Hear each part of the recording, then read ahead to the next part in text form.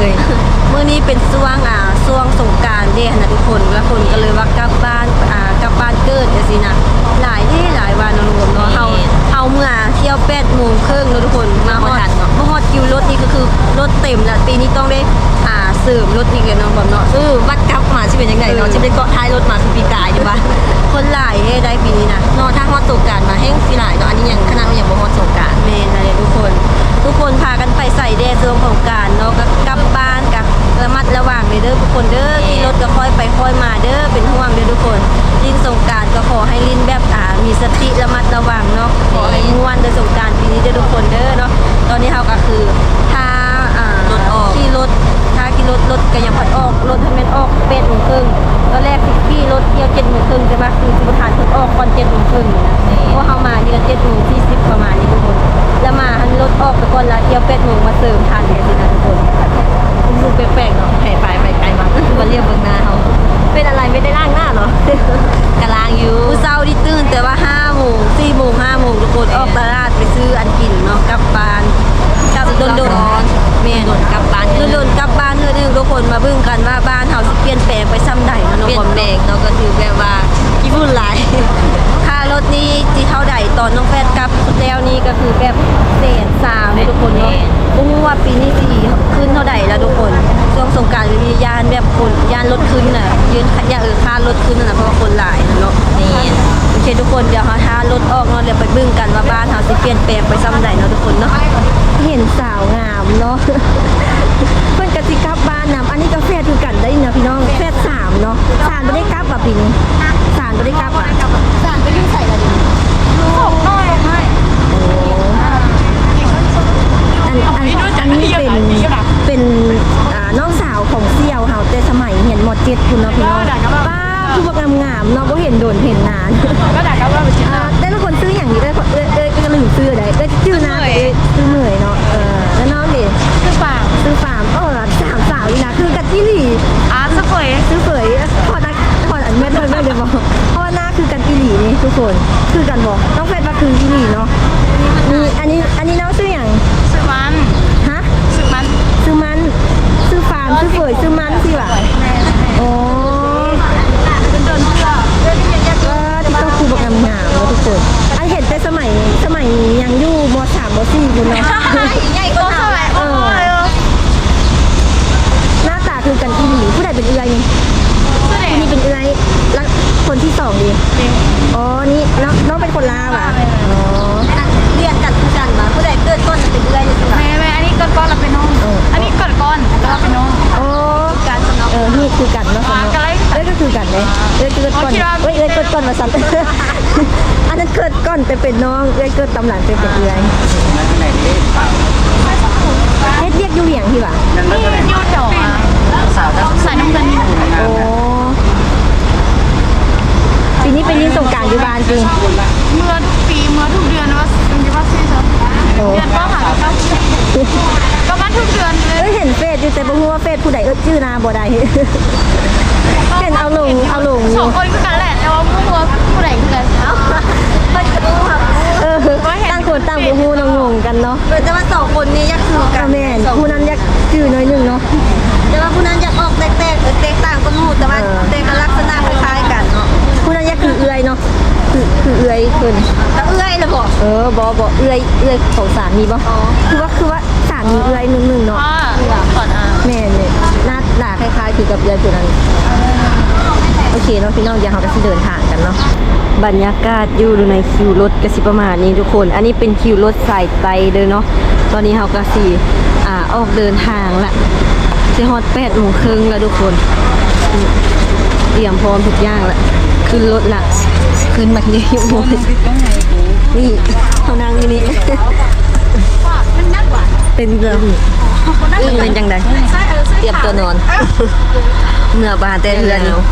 ไม่ได้เตรียมตัวนอนทุกครั้งทุกคนก็หลายเลยรู้ไหมขึ้นรถนะยังบุคืนบรรยากาศอยู่ในรถยังเต็มขณะยังบุคืนอีก7 นาทีออกตรงเวลาอีกเนาะเอาอย่าตรงเวลาตอนนี้เพิ่นยังเอาเครื่องขึ้นยังหึงอยู่แต่ยังบ่ทันได้ออกนะทุกคนว้าวอ้าวตกใจ อัตโนมัติบ่ได้อันนั้นอีกเลยบ่ได้ซากอีกเลย ซึ่งอยู่อันนั้นเพิ่นนะทุกคนอยู่รถนี่นะ บ่มีแอร์ รถบ่มีแอร์เนาะค่ะก็เลยว่า ขาด้วยพัดลม เขาสิเอาพัดลมอันนี้ไป ซึ่งพัดลมอันนี้นะทุกคนเอาไปให้แม่แต่ละบ้านทางเขาสิพัด เย็นบ่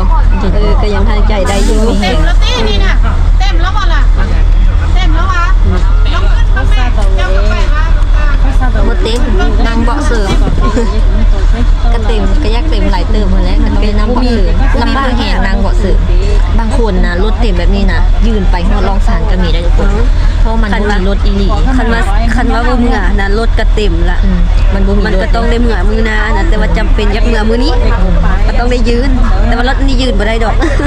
บางคนยืนได้ ยืนรถซ้อนแถว ตอนเหมือนอาจารย์ตอนประตู เพื่อ เสีย จะไปยืนได้6ชั่วโมง ยืนประมาณชั่วโมงนึงอะแล้วเขาเจ้าเห็นเราแล้วเขาเจ้าเห็นเราเนี่ยเครื่องเขาเจ้าเลยเห็นไหมมันไม่สลับเปลี่ยนเลยคิดว่าอยู่ให้เขาทำเครื่องเอามีเวลาหนึ่งนี่ตรงวัน1 นาที ตอนนี้เราก็จะออกเดินทางนะทุกคนออกเดินทางได้ เตรียมตัวออกเดินทางกันได้3 ฉันพร้อมจะไปแล้วนะหัวซีเนาะฉันพร้อมจะไปแล้วนะเพื่อนเตรียมตัวออกเดินทางได้3 2 1ไปกันเลยเอาอย่ามัวไปอีก ยังไปซื้อโอ้พระเจ้ายังคืนอยู่ยังมีคนอยู่ คนมาอีกอยู่ ที่น้ำมืดแล้วยังอีก มาได้ติดๆเลยเนาะ พระเจ้ายังสิลัดทางอีกได้นี่นะ อีหลีต้องมีอยู่แล้วเพราะว่าเที่ยว7 โมงเช้าเขาเจ้าเข้าคิวพี่น้องเอ้ยก็พอแล้วดีตัวประมาณ7 โมงเขาเนาะขนาดเที่ยว7 โมงเช้าเขาเจ้าบ่เข้าคิวมันเต็มแหงเขาเจ้าเลยบ่เข้าเพิ่นอย่างอีกเที่ยวอันจักโมงก่อน 9 โมงครึ่ง เที่ยว9 โมงครึ่งเว้ยเที่ยว10 โมงครึ่ง 9 โมงครึ่ง10 โมงครึ่ง บ่มี เที่ยวนี้9 โมง50 โมงบ่มี10 โมงครึ่งสิบ่ รถทาง6นะยังอีก5 แล้วก็เที่ยว2 โมงคุณ อ้าวยังพันได้ขึ้นซ้ำ โดดขึ้นรถเลยรถไปก่อน ไทยเลยทุกคน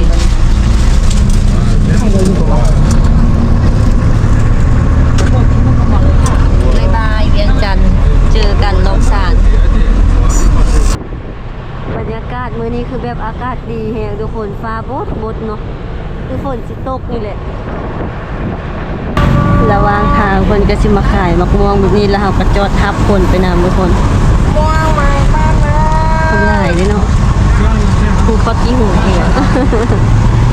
อืม ตัวเคยโทรศัพท์ประจำ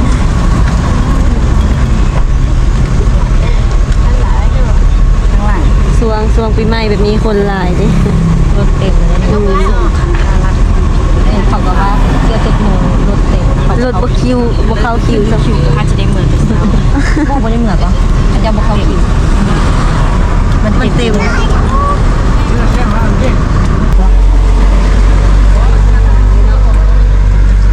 นข้างหลังเพิ่นเอา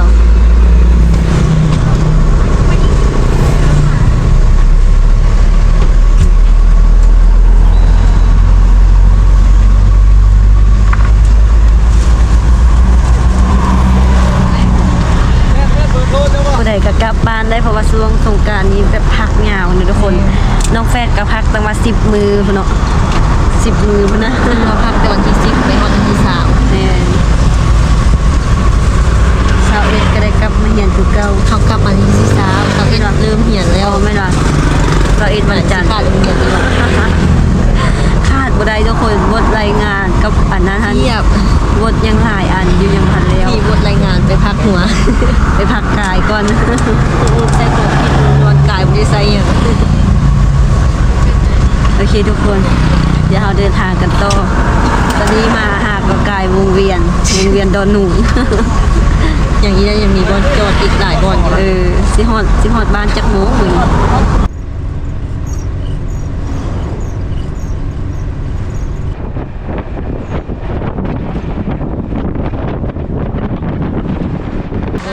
ไปแล้ว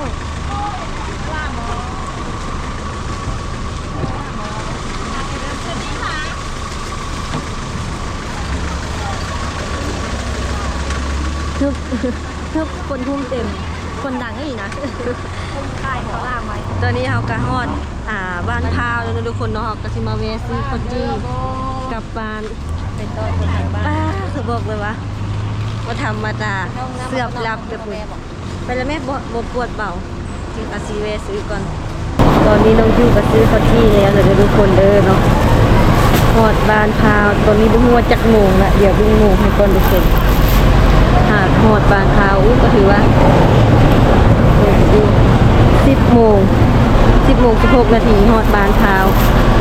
ไปตอนนี้เราก็สิเดินทางต่อบึงรถของเราทุกคนตอนนี้เพิ่นทันเอาเพิ่นเอาน้ำมาหดบึงควันออกว่าซั่นอู้ควันมันออกเพราะว่ามันร้อนขนาดนึงมาคนก็หลายเต็มเด้แล้วมันก็แออับ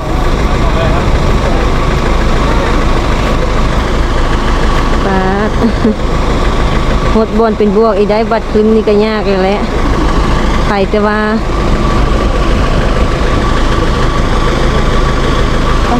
ดูบอมซื้อกันเด้อหน่อจะตาตูบ หลังรับเสื้อกระลากัน 10 โมงหากฮอดบ้านพาเบิ่งจักโมงสิฮอดบ้านเฮา เรื่องโมงเลย บึงขวัญรถออกไปบอกไหม เพิ่นฮดน้ำเมื่อกี้แล้วขวัญออกมันฮอนเซิร์ฟหาเฉพาะเลยเพิ่นจึงเลงคอยเนาะบ่เลงไหวเนาะขวัญออกตัวๆอยู่ไปเดี๋ยวเดินทางกลับไปกันต่อกันนี้ว่าแต่รถจอดเนาะ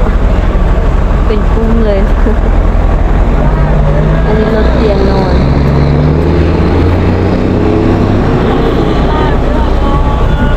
หลังจากที่เฮาแวะซื้อข้าวจีอยู่บ้านพาวแล้วเนาะทุกคนเฮาก็ออกเดินทางโตเนาะตอนนี้เฮาก็มาฮอดบ้านไฮแล้ว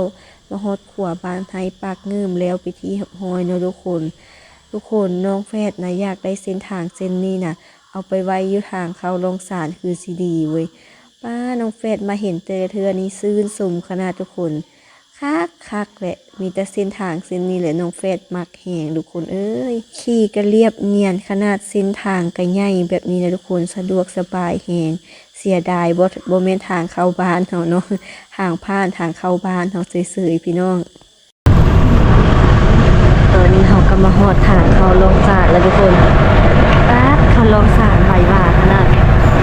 แป๊บเดียวนึงนอนอู้วฟูขนาดเลยบอกเลยว่าคนหลายอีหลีพี่น้องคนหลายให้หลายว่ามื้อนี้นะได้นั่งตั้งเสริมมาแต่คุณบางคนเนาะเบิ่งข้างหน้าก็ขี่กันอยู่ทุกคนแล้วเดี๋ยวเขามาฮอดมาเข้ามาในเมืองร้องสารแล้วทุกคนเดี๋ยวมาเบิ่งหนทางว่าสิดีบ่เพราะว่าเพิ่นว่าฝนตก 2-3 มื้อนะตกแห้งว่าทุกคนบ่ฮู้ว่าตอนนี้ทางเพิ่นยังสิเกตดีอยู่บ่หรือว่าเป็นจังไดแล้วทุกคนเนาะเอาเบิ่งกันเย็นขนาด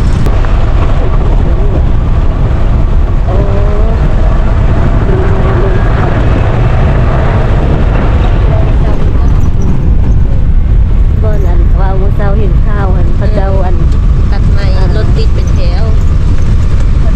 ไม่ใหญ่ลงทับ ไม่ใหญ่ลงทับและสายไฟหักนะค่ารถขึ้นแล้วทุกคนคน140,000กะสิประมาณ260เศษสาว200เศษสาวประมาณ200นิดๆนี่แหละเนาะพันรวมกันก็ประมาณ400 บาททุกคน2คน400 500ได้ฮอด500ฮอดแล้วก็หั่นน่ะค่ากลับบ้านที่ค่ารถ500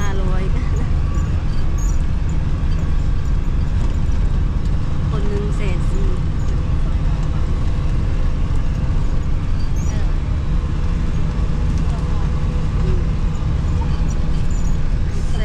อันนี้เป็นใบใหญ่สุดเลยทุกคนใบใหญ่ธนบัตรใหญ่สุด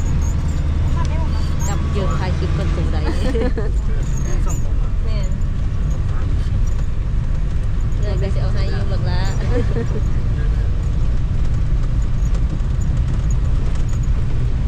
ังเงิน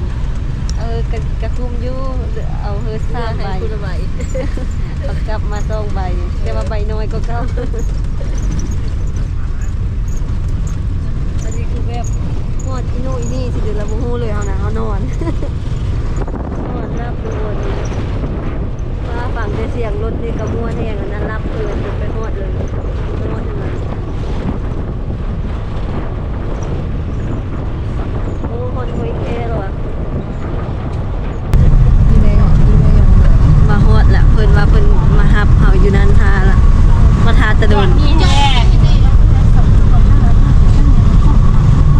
จะสิหลายคนอยู่เนาะเด้นั่นเด้นั่นเด้นั่นเด้รถคันสีเหลืองๆนั่นเด้แค่สิเซลเหมือนนี้ไปบัดนี้นะอย่าลืมพัดดี้ฮอดแล้วทุกคนฮอดลองทานเลยก่อนจะฮอดมาแล้วบอกงามหมดตะวาเขื่องงามมาได้เห็นกันโดนเติบทุกคน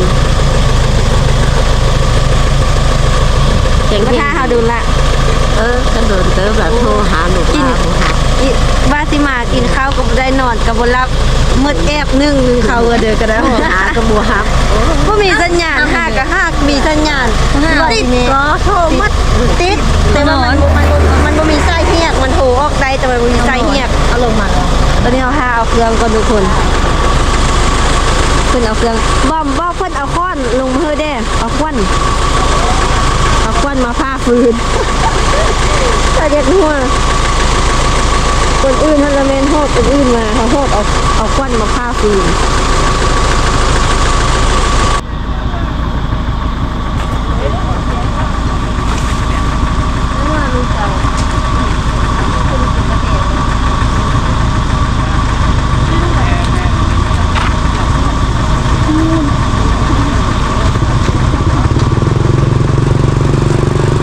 ทุกคนมาฮอดต้องสารฮอดแบบฮอดอบเอาพอดี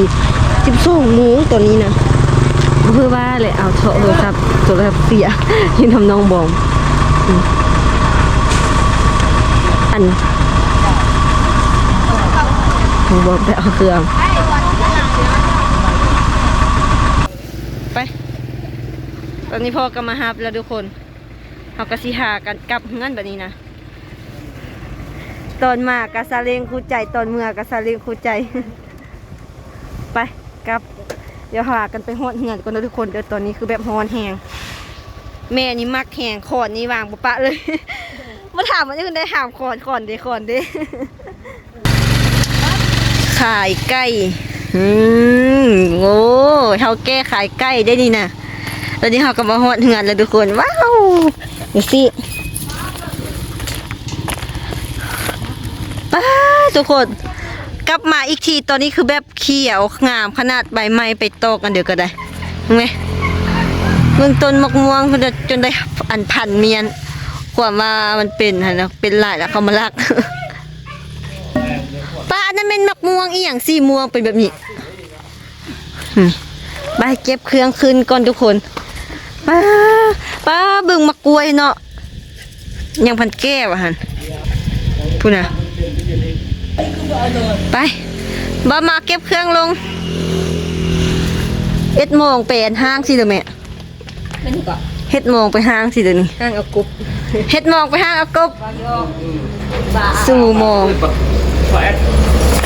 โอ้พอกี่สู่โมงไว้ทุกคน ไปวันนี้ก็ได้นะเอาปลากระเดิดหมักหลับให้ส้มเอามันบอกไปวันนี้เอาปลากระเดิดไปให้ส้ม หน้าบ้านของเราเองทุกคน ไปแล้วนะไปเห็นคลิปอีกแค่เลย ปีนี้น่ะ อันบุมีไผ่จูดให้ทุกคนบุหัวจะไปห้าน้อยใส่ให้ทุกคนได้เบิ่งบ่จูดเตะเบิ่งแม่จูดมันยิกมันย่อยน่ะ ขึ้นได้บ่ เพิ่นสิไปขึ้นพุ่นยอดถึงพุ่นปกตินี่ก็สิหาเรียบนี่อุ้ยอันนั้นมันเพิ่นจูดอะไรน่ะเด็ดๆดำๆนั่นดิมีอยู่บ่หั่นหากออกมาเขาเจ้าหากระจูดเนี่ยอันนี้ว่า านดีกระเพาะอันนี้นะว่านดีกระเพาะห้ามดมเด้อเพิ่นมาปลูกได้เฉพาะเดือนหกเมื่อวันอังคารขึ้นไม่เดือน6ขึ้นไม่บอกหรือว่าแหมบอกภาพไอ้ปูไม่ห้ามเอาไปดมได้แล้วกู้กับกู้วันอังคารกู้มือเดือนก็ได้กู้หั่นนะ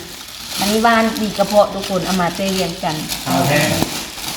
เพิ่นมาก่อนสิได้ เพิ่นไปจิกเอาก็ได้กัดเอาอีก กัดเอามันยาก จิกเอาก็ยากจิกมาอยู่จิกวอดอันนั้น นี่เลยนะ นี่นะเนี่ยก็กัดนะ นี่หัวจี้กูได้ค่ะนี่ ดึงแม่ โอ้ยพากันดึงอีก ซื้อมาหลายทีนี่ แดงจะไอ้กิน กินอะไรก็ได้กินไรเนาะ ซื้อสลัดกรอบมาสลัดกรอบบ้านเขานี่ตรงแพงซื้อมาเอ็ดพันปลาเผารวมกันแม่กินก็ฮอนเทฮอนนะผักมันจะกินมาก เอาขึ้นถึงนี่ ดีมีอัน ประกาศดอก ผักกาดดอกมะไม้ ซื้อมาหลายแท้ มักบวบ ลูกกระบุ้มเนี่ย ในโดนกลับบ้านเท่านึงเนาะ น่าเตาแก่นะลูกไม้มาตัว ข้าวอะไรนี่ อันนี้ข้าวโพดเองเนี่ยเอาที่ข้าวโพดมาตัว ห้องโปวดอีแม่ไปอันนี่ ชาลุ่ยชาดี นะ ว้า เจ้าก็ แม่บอกซื้อเสืออันนี้มาเลยว่า เรื่องเพื่อน บริโภคมันที่ไหน บ่นอนสิมืดมือ มันห้อน เอาเด้อว่า เฮาเกือบหากอันตอนจังหวะที่อันเขาเจ้ารอเห็นแต่บ่อยู่กูไปญาติเอาพัดลมมึงหั่นน่ะ โลลงคอยแบบอยู่ว่าโล ป้อเอาแบบอึกขึ้นมาแบบจะกินเหือกินอันเดิมมาบาดเดียวกินชวนรถอันเดิมบุ๊บไปเดียวอู้บ่ได้แบบนี้นะ มันอันนั้นเด็ก คือใจสิขาดนี่แหละ ตีดรถทันตีดรถ มันฮอน มันฮอนหิงน่ะ ทางพัดอยู่เครื่องจักรอยู่ที่เนาะมันจังฮอนอยู่ เอาโอเคทุกคนเขาก็มาฮอดเหงื่อแล้วมื้อนี้นะทุกคนก่อนสิฮอด ลูกคาลากันซื้อหลายซื้อหลายอย่าง เอากินบัดนี้นะเอาพี่พ่อกินแน่ ขอบใจน้ำลูกน้ำเต้าอยู่ดีมีแหงเด้อปีไม้ผ่าไม้ ทุกคนเดี๋ยวสิเก็บเครื่อง เมี เมี ย ย บนจุกอย่าลงเด้อขึ้นอันเด้อเป็นตาเห็นนะเด้อเขาได้เด้อเขาได้แฟนผู้หูเขาได้สู่ผู้ เอ้ยเนาะจังว่าเนาะแล้วตอนนี้ก็ยังวันมี เอาแล้วจะมาแห่นาซะสิ เอ้าบ่ได้บ่มีบ่ได้เอา เห็นแล้ว เปิดสมัครลูกเขยเอามาไทยด้วย ลูกเอ้ยเอาแล้วค่ะให้นาใส่ ประธานไทยเก่าอันนี้ของประตู เอาลูกเคยมาเฮือพ่อเฒ่าเลี้ยงบ่ จะฝาก ล้านสายกับลูกสาวฝากกับลูกเคยฝากมาให้กาแฟ เขากระเด็นมาเกินใกล้อ้าวแล้วก็เย็บใกล้เราคือมาให้โกโก้อยู่ไว้ว่าสิได้กินต้มไก่วันตีโอเคทุกคนมื้อนี้เขาก็พาทุกคนมาลองสารเนาะเดินทางมาน้องเฟสพักโรงเรียนเนาะกะผู้ใดจนฮอดวันที่20ผู้ใดจึงสิได้กลับเมื่ออีกทุกคนพักอาทิตย์หนึงมาเรียนปีใหม่โอ้อยากเต็มโปะอีเพราะว่าแต่อีพอก็บ่เอาลิ้นเลยเพราะว่ามาก็สิส่วนส่วนจะคิดอย่าง ป้ากลางคืนก็อยากนอนนะเนาะ ตอนเช้าเนาะมันจะตื่นแล้ว โอ้ ปุ๊บส่วนก็ไปเวียกเหมือนว่าเพิ่นญาติลูกเพิ่นบ่ได้เฮ็ดเวียกเพิ่นนะญาติลอยอยู่เพิ่นนะ มือนี่ตรงนี้แล้วมือเป็นอีกอ่ะ ค่ารถก็ขึ้นละ140,000ป้าบ่ได้มาช่วงเดือนขึ้นไหวข อัน นาด แม่ นั้น มากก็เสียสี นั่นแหละ เขาบอก ตอนเฮามาอย่างเศษสาว อืม เนาะเฮาขึ้นมันขึ้น 10,000บ่ได้ขึ้น20,000เลย โอเคทุกคนคลิปนี้เราก็สิลาทุกคนไปก่อนเด้อเนาะจากใดก็ขอฝากทุกคนกดไลค์กดแชร์กด Subscribe เพื่อเป็นกำลังใจให้น้องบอลน้องอยู่แล้วก็ครอบครัวเด้อเนาะ รอติดตามมึงเนาะว่าเฮากลับบ้านมาครั้งนี้สิพากันไปใส่แดนเนาะ ลาไปก่อนทุกคนบ๊ายบายเบิ่งตอนนี้แม่บ๊ายบายเด้อพอหันสู่มองอีก ดีใจดีใจ บ่อยากงอกมาทางนี้ก่อนเด้อนะ พอสู่หมองสิพากันไปห้างหมองเนาะ ซื้อรถ ว่าขึ้นบ้านที่มากคนละครูปีไม้หันแล้วมากคน มา คู่เดียว เอ้ยกับอายกับบ่ได้มาทุกคนปีนี้นะเพิ่นก็อยากมาอยู่แต่ว่าคือว่าเลยเนาะมาก็โอ้ค่ารถก็ขึ้น อืม คันว่า มากับพ่อนกันเหงาแล้ว เขาก็เลยว่ามาซะว่าตอนแรกสิลินอยู่เวียงพุ่นแหละยานพ่อเป็นแม่กี่งามง่อยลูกปากลายเต็มเฮือนบ่มาจักคนปีใหม่บางคนยังอยู่ก็เลยเอามาดินปีใหม่อยู่บ้านเอาเนาะทุกคนเนาะถ้าอยากลินถ้าอยากลินมือใดแบบอยากลินก็จึงคืนไปลินอยู่เวียงเอาลาก็ยอดหลังบาย